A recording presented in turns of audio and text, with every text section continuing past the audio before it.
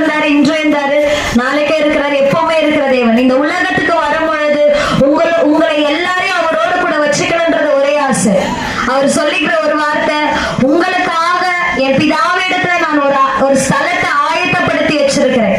அது இங்க நிறைந்த மாதிரி பாவங்களோ, இங்க நிறைந்த மாதிரி கஷ்டமோ, கண்ணீரோ, துக்கமோ, சாபங்களோ, வேதனையோ, வியாதிகளோ எதுவுமே அங்க இருக்காது. அங்க ஒரே ஒன்று மட்டும் தான், நிம்மதி இருக்கும், சந்தோஷம் இருக்கும், சமாதானம் இருக்கும்.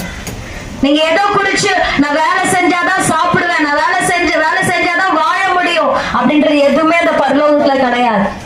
மிக சந்தோஷமா இருக்கலாம் அந்த ஒரு வாஞ்ச தேவனுக்கு. அதனாலதான் இன்னைக்கு உங்கள் அந்த பரலோக ராஜ்யத்துக்கு சொந்தக்காரர்களாய் மாற்ற இயேசுவோடைய அன்பின் இடத்துல நாங்க சொல்ல வந்திருக்கிறோம். இதோ இன்னைக்கு நான் இங்க நிக்கிறேன் அப்படின்னா, நான் மரித்து போயிருந்தேன் அப்படின்னா கண்டிப்பா நான் நரகத்துக்கு போயிருப்பேன். தன் ஜீவனே அவங்களே எடுத்துக்கொள்ளுகிறவர்கள் நரகத்துக்கு போவாங்கன்னு வேதம் சொல்லுது. இந்த காலகட்டத்துல இந்த கொரோனா டைம்ல தான் நான் இந்த 3 வருஷத்துக்கு முன்னாடி இந்த ஒரு பெரிய வியாதி இப்ப எல்லா இடத்துலயும் இருக்கிறது, அந்த சூசைடு. எது பண்ணாலும் தற்கொலை பண்ணி இறந்து போறாங்க பிள்ளைங்க. அந்த ஒரு வியாதிக்குள்ள நான் போனேன். அந்த ஒரு மரண போராட்டத்துக்குள்ள நான் 6 மாசம் கஷ்டப்பட்டேன். என் வீட்டுல இருக்கிறவங்களே என்ன அவமானம் பண்ணாங்க. நான் சொன்னாலும் அவங்க புரிஞ்சுக்கல. ஏன்னா அந்த கஷ்டம் எனக்கு ஏசப்பாக்கு அந்த கஷ்டம் தெரியும். ஒவ்வொரு நாளும் நான் அழுவேன். தூக்கம் இல்லாம நான் கஷ்டப்பட்ட நாட்கள் உண்டு, சாப்பிடாம அந்த நாட்கள் உண்டு. நைட்டெல்லாம் லைட் போட்டுதான் யாராவது என் பக்கத்துல இருக்கணும். அப்படிலாம் அவ்வளவு ஒரு பயம். உடம்பெல்லாம் அப்படியே நடங்கும். ஏதாச்சும் பண்ணிக்கணும், ஏதாவது என் காதுல கேட்டுக்கிட்டே இருக்கும். என் இருதயம் சொல்லிக்கிட்டே இருக்கும், ஏதாச்சும் நீ பண்ணிக்கோ, அவ்வளவுதான், முடிஞ்சு போச்சு, ஏதாச்சும் நீ பண்ணிடு.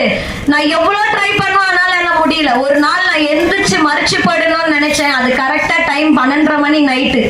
அப்போதான் ஒரு தேவ மனுஷன் எனக்கு மெசேஜ் பண்ணி, ஏசப்பா உன்னு கூட பேசணும்னு நினைச்சாங்க அப்படின்னு சொன்னேன். அன்னைக்கு கர்த்தர் என்னை தொட்டாரு. அந்த 6 மாதங்களையும் கர்த்தர் ஒவ்வொரு நாளும் நான் போராட்டத்துல கர்த்தர் என்னோட கூட இருந்து இன்னைக்கு இந்த பைபிளை நாங்க சுமக்கிறோம்னா அது ஏசப்பாவுடைய கிருபை மாத்திரம் தான்.